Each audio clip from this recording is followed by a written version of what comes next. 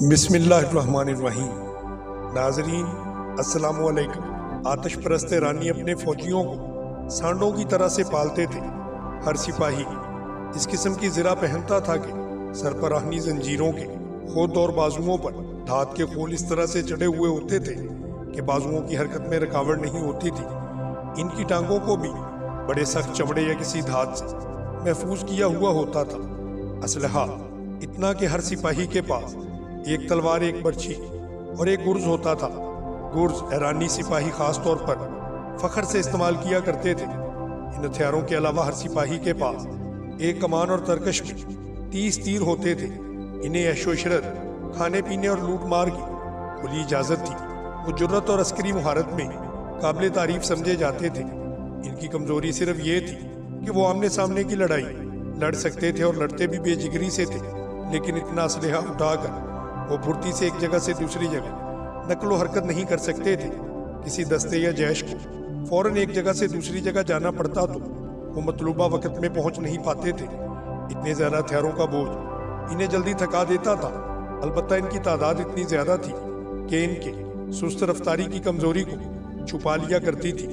दजला और फरात के संगम के इलाके जनूब में उबला एक मुकाम था जो इराक और अरब की सरहद पर था। इस जमाने में उबला एक शहर था। इसके इर्द गिर्द का इलाका शादाब और सरसब्ज था। वहाँ बड़े खूबसूरत जंगल और हरी बड़ी पहाड़ियाँ थी। यह तारीखी अहमियत का हामिल ये इलाका था।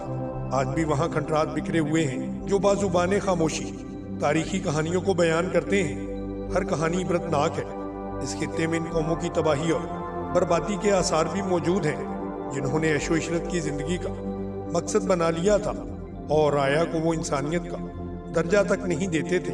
खुदा ने इन्हें राह मुस्तकीम दिखाने के लिए पैगंबर भेजे और इन लोगों ने पैगंबरों का मजाक उड़ाया और कहा कि तुम तो हम में से हो, भला तुम में और हम में फ़र्क क्या है।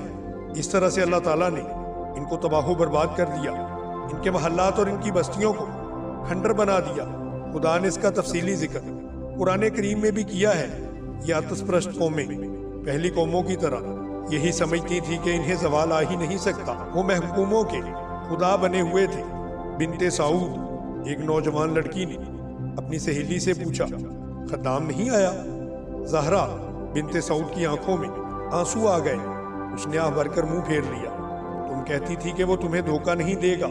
सहेली ने ज़हरा से पूछा, खुदा न करे वो इस बदबख्त ईरानी के हाथ चढ़ गया हो, खुदा न करे।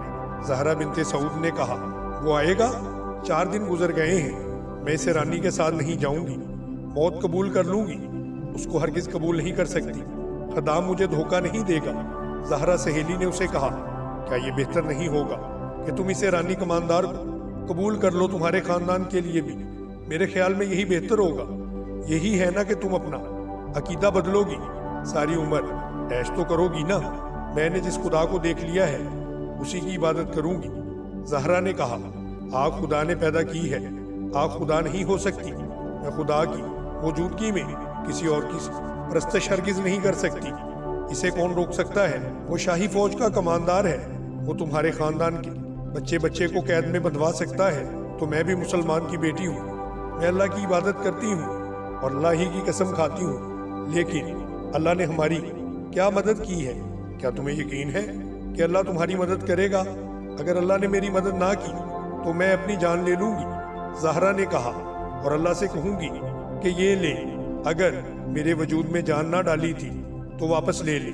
और इसके आंसू बहने लगे। ज़हरा अपने जैसे एक खूबसूरत जवान जिसका नाम खुदाम बिन असद था उसको चाहती थी। खुदाम उस पर जान निसार करता था।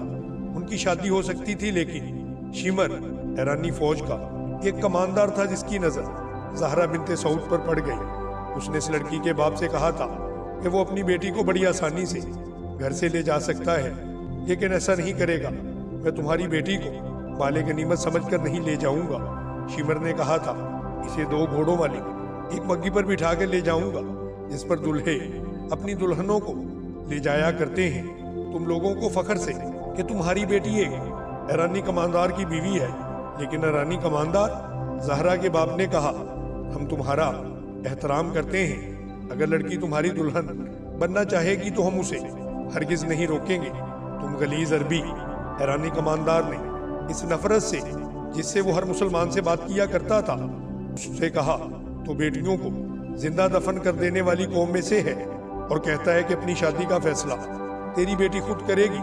ज़रतश्त की कसम, अगर तेरी बेटी ने अपना हाथ मेरे हाथ में न दिया तो तुझे और तेरी बेटी को इन कोठरियों में बंद कर दूंगा जिसमें कोड़ी बंद होते हैं।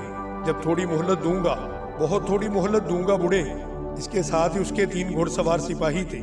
उन्होंने बड़ी जोर से कहकहा लगाया, मदीना बहुत दूर है बदबख्त बूढ़े। एक सिपाही ने उसे धक्का देकर कहा, तेरा अमीरुल मोमिनीन तेरी मदद को कभी नहीं आएगा। ज़हरा के बाप को और इसके भाइयों को मालूम था कि वो ईरान के एक सिपाही की भी हुक्मदुल्ली नहीं कर सकते। ये तो कमांडर है। इन्हें यह भी मालूम था कि शिमर इनकी बेटी को उठवा भी सकता है। वो कुछ नहीं कर सकते थे, लेकिन इस खित्ते के मुसलमानों के दिलों में आग की पुजारियों की जो नफरत थी वो इन्हें मजबूर कर रही थी कि वो इनके गुलाम होते हुए भी उनकी गुलामी कबूल ना करें और इसको अंजाम चाहे जितना भी भयानक क्यों ना हो वो इसे बर्दाश्त नहीं कर सकते। इन्हें अपने अल्लाह पर भरोसा था। ज़हरा और खुदाम को मिलने से कोई रोक नहीं सकता था। वो फलों के बागात में काम किया करते थे।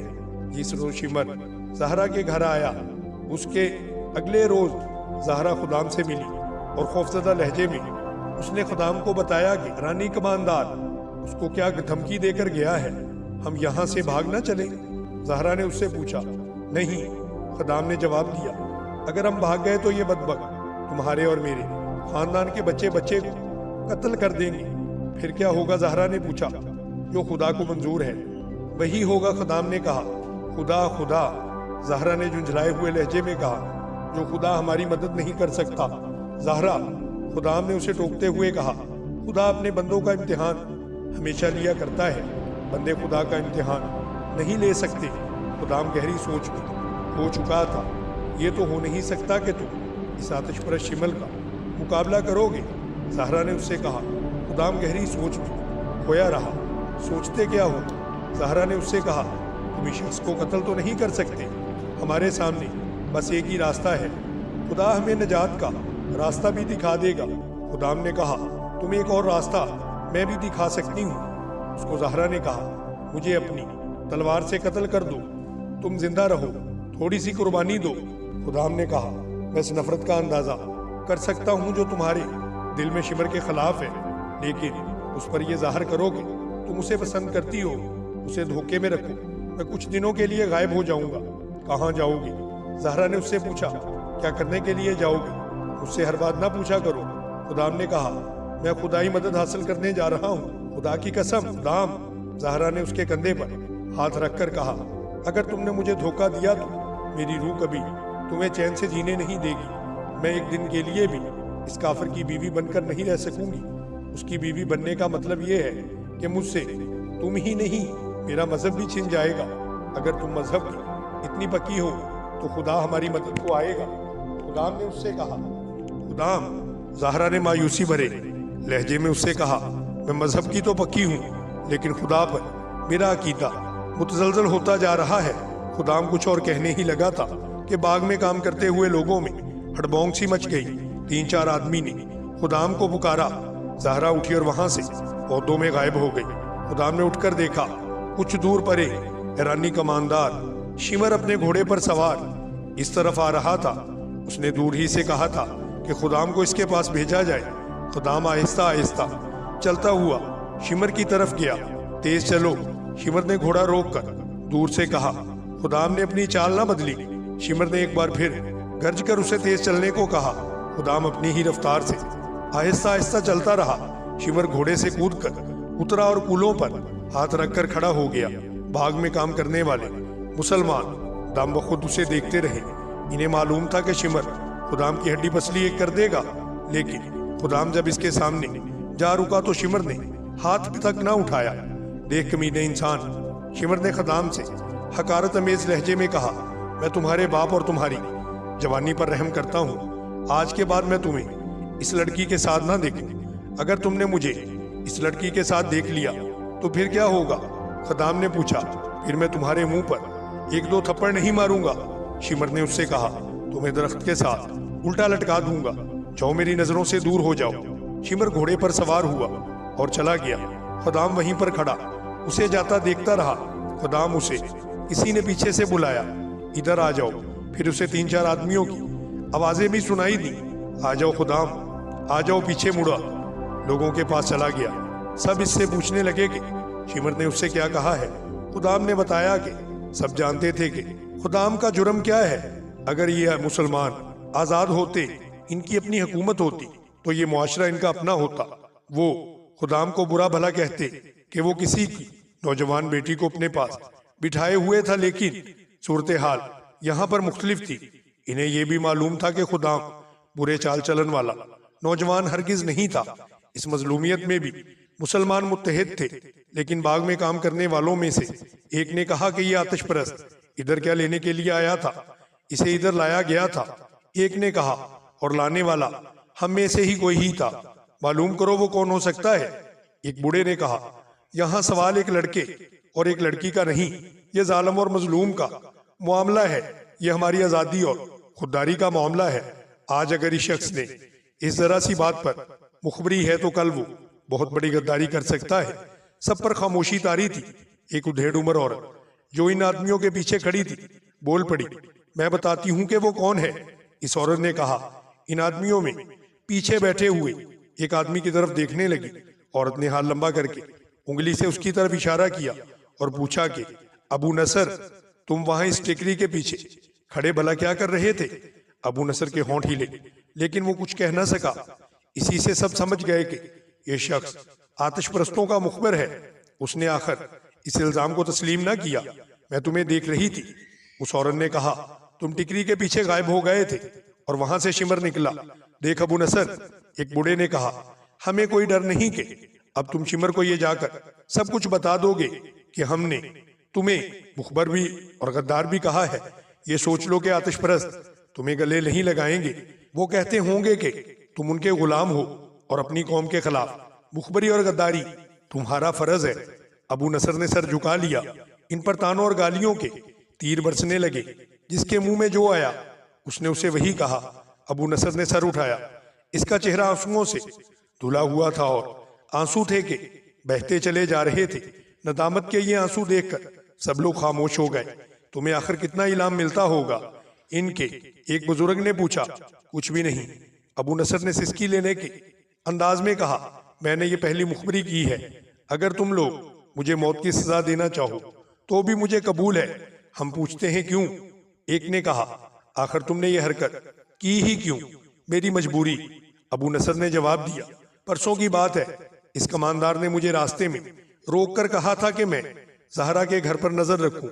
इसका मतलब ये था कि ये नजर रखूं कि जहरा घर से भाग ना जाए और इसे किसी नौजवान आदमी के साथ अलग थलग खड़ा देखूं तो उसे इतला कर दूं। मैंने उसे कहा था कि इस लड़की पर मैं नजर रखूंगा, लेकिन मेरी 2 बेटियों पर कौन नजर रखेगा। मैंने कहा कि शाही फौज के कमांडर और सिपाही हमारी बेटियों को बुरी नजर से देखते हैं।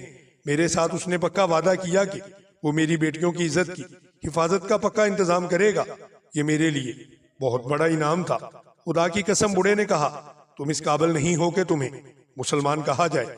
तुमने अपनी बेटियों की इज्जत बचाने के लिए अपने भाई की बेटी की इज्जत का जरा भी ख्याल ना किया। तुझ पर खुदा की लानत हो अबू नसर। एक और बोला, तू जानता है कि इन आतिश परस्तों के वादे कितने झूठे होते हैं। इनमें से तुम्हें कोई एक भी नहीं मिलेगा, इनमें से तुम्हें कोई एक भी नहीं मिलेगा जो किसी मुसलमान से वफा करे। अपनी बेटियों की इज्जत की हिफाजत के लिए हम खुद मौजूद हैं। एक और ने कहा, तुम्हारी बेटियां हमारी बेटियां हैं, मैं इसे माफ करता हूँ। जहरा के बाप सऊद ने कहा, मैं भी इसे माफ करता हूँ। खदाम बोला कि खुदा की कसम, मैं शिमर से इंतकाम लूंगा। जोश में मता लड़के बुजुर्ग अरब ने कहा, कुछ करना है तो करके दिखा। ये भी याद रख के जोश में आकर मत भूल, दिमाग को ठंडा रख, सोच कर कोई काम करना चाहिए। दूसरी सुबह जब ये मुसलमान खेतों और बागों में काम करने के लिए चले गए तो इनमें खुदाम मौजूद नहीं था। हर किसी ने खुदाम के बाप से पूछा कि वो कहाँ पर है। बाप परेशान था। इसे सुबह पता चला कि खुदाम गायब हो चुका है। जरतश्त के ये पुजारी मेरे बेटे को खा गए हैं। खुदाम के बाप ने रोते हुए कहा, उसे उन्होंने किसी तरह धोखे से बाहर बुलाया होगा और कत्ल करके दरिया में बहा दिया होगा। सबका यही ख्याल था। सिर्फ जहरा थी जिसे उम्मीद थी कि खुदाम खुद कहीं चला गया है। उसने ज़हरा को बताया था कि वो कुछ दिनों के लिए गायब हो जाएगा। ज़हरा ने ये बात किसी को भी ना बताई, बल्कि उसने यही कहा था कि खुदाम को ईरानियों ने गायब कर दिया है। ज़हरा ने अपनी सहेलियों से कहा कि वो 2-3 रोज तक खुदाम का इंतजार करेगी। वो ना आया तो दरिया में डूब मरेगी। 3-4 रोज बाद रात को शिमर फौज की एक चौकी में बैठा 2 नौउम्र लड़कियों का रक्स देख रहा था। ईरान के शाही दरबारों में ऐसे रक्स को देखा जाता था। लड़कों का रक्स भी बहुत मकबूल था, जिनके जिस्म लड़कियों की तरह दिलकश और दिलगुदाज होते थे और लचकदार होते थे। इन्हें ऐसा लिबास पहनाया जाता था जिससे वो नीमुरियां रहते थे। शिमर एक शाही खानदान का फर्द था। इस रात ये 2 लड़के उसने अपने सिपाहियों के लिए बुलाए थे। शराब का दौरा चल रहा था। सिपाही चीख चीख कर उनको दाद दे रहे थे। शराब में बदमस्त होकर 2-3 सिपाहियों ने लड़कों के साथ ही नाच गाना शुरू कर दिया। शिमर के हुक्म पर इन सिपाहियों को दूसरे सिपाही उठाकर चौकी से बाहर फेंक आए। ये चौकी छोटा सा कला था, लेकिन इसके दरवाजे रात को भी खुले रहते थे। ईरानियों को किसी दुश्मन के हमले का खतरा बिल्कुल नहीं था। वो अपने आप को हमेशा नाकाबिले तस्खीर समझते थे। रक्स जब अपने अरूज को पहुंचा और शराब का नशा शिमर और इसके सिपाहियों के दिमाग को माउफ करने लगा तो सुनाटा छाया हुआ था। एक तीर आया जो शिमर की गर्दन में एक तरफ से लगा, उसकी नोक दूसरी तरफ से बाहर निकल गई। शिमर दोनों हाथ अपनी गर्दन पर रखकर उठा। सिपाहियों में हर तरफ हड़बोंग सी मच चुकी थी। वो सब शिमर के गिर्द इकट्ठे हो गए। 3-4 और तीर आए। 3-4 चीखें सुनाई दी। फिर इन ईरानियों पर जैसे क़यामत ही टूट पड़ी हो। इन्हें संभलने का मौका तक न मिला था। वो कटने लगे थे। इनमें से जो भागकर दरवाजों की तरफ गए वो दरवाजों के पास ही कट चुके थे। चौकी वालों को कहीं से भी मदद नहीं मिल रही थी। किसी भी दरवाजे से कोई बाहर नहीं निकल सकता था। इन्हें हथियार उठाने की तो मोहलत ही नहीं मिली थी। इस हमले से जो बच गए थे वो जमीन पर लेट गए। ये एक तूफान सा था या एक बगोला जो गैर मुतवक्का तौर पर आया था। जब गुजर गया तो अपने साथ वो तमाम मालो दौलत जो इस चौकी में था वो भी ले गया। पीछे सिर्फ लाशें ही रह गई थी या तड़पते हुए जख्मी। वो अच्छे भले ईरानी सिपाही जो जान बचाने के लिए लाशों और जख्मियों में लेट गए थे। सुबह हुई तो वो भी वहां से उठ के निकल खड़े हुए। दोस्तों, अगर आपको हमारी वीडियो पसंद आई हो तो हमारी वीडियो को लाइक करें, हमारे चैनल सब्सक्राइब करें और बेल आइकॉन को भी दबा दें ताकि हमारी हर नई आने वाली वीडियो का नोटिफिकेशन आपको मौसूल होता रहे। जज़ाकल्लाह।